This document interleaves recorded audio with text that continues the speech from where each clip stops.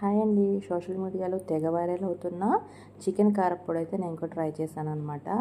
Last time మనం పెట్టిన chicken pickle అయితే చాలా బాగా నచ్చింది. మా మేనకోడలు అయితే ఫోన్ చేసి అత్త చికెన్ కారప్పొడి కూడా చెయ్య అని చెప్పింది. ఇంకా అంత ముద్దుగా అడిగిన తర్వాత చేయకుండా ఎలా ఉంటాం. రండి ప్రాసెస్లోకి వెళ్ళిపోదాం. 1/2 kg బోన్లెస్ చికెన్ అయితే తీసుకున్నాను. దీన్ని బాగా శుభ్రం చేసేసి దాంట్లో కొంచెం పసుపు ఉప్పు వేసి ఒక 1 అవర్ అలా పక్కన పెట్టేశానండి. తర్వాత ఇంకా మసాలా పొడి కోసం అయితే 1 కప్పు ధనియాలు, 1 కప్పు జీలకర్ర కొంచెం రోస్ట్ అయిన తర్వాత దాంట్లో ఒక చెక్క, ఒక 10 లవంగాలు వేసి అవి కూడా కొంచెం ఫ్రై అయిన తర్వాత ఒక 30 వరకు ఎండుమిర్చి వేసాను. తర్వాత కొంచెం ఆయిల్ వేసి బాగా మనకి ఫ్రై అయ్యే వరకు చేసుకుని పక్కన పెట్టుకోవాలి.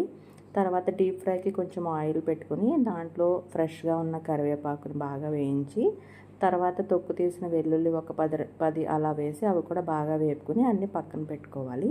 తర్వాత మనం మ్యాగ్నేట్ చేసుకున్న చికెన్ ఉంది కదా, అది బాగా మనకి క్రిస్పీగా అయ్యే వరకు దాన్ని ఫ్రై చేసుకోవాలి.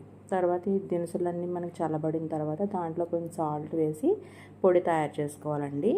ఇంతలో చికెన్ కూడా వేగిపోయింది. దాన్ని కూడా మనం బాగా మెత్తగా చేసుకోవాలి. ముందు చేసుకున్న పొడిలో ఈ చికెన్ పొడి వేసి తర్వాత నేను కొంచెం ఫ్లేవర్ కోసం వెల్లుల్లిపాయలు అలాగే కొంచెం కరివేపాకు కొన్ని జీడిపప్పులు వేసి బాగా మిక్స్ చేశానండి. కొంచెం వేడి రైస్లో టేస్ట్ చూశాను, చాలా బాగుంది. నిజంగానే వైరల్ రెసిపీ ఇది. మీరు కూడా ఒకసారి ట్రై చేయండి. బాయ్.